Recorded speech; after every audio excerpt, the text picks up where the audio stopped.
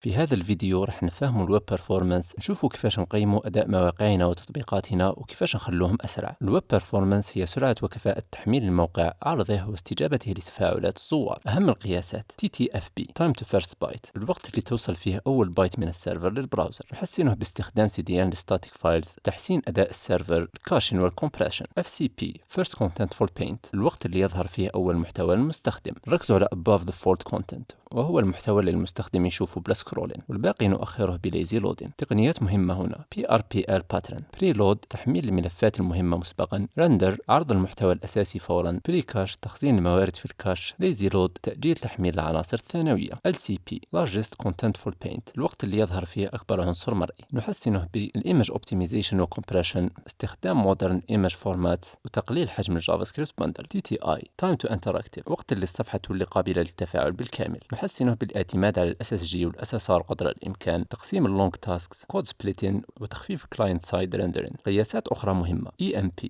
Interaction to Next Paint، يقيس سرعة استجابة الصفحة لأي تفاعل، كل ما كان أسرع كل ما حس المستخدم بالسلاسة. CLS Cumulative Layout Shift، يقيس استقرار الصفحة أثناء التحميل، لازم العناصر ما تتحركش فجأة. هذا الفيديو كان نظرة سطحية فقط على الويب performance. في المستقبل إن شاء الله نديروا سلسلة كاملة نهضروا فيها على الموضوع بالتفصيل.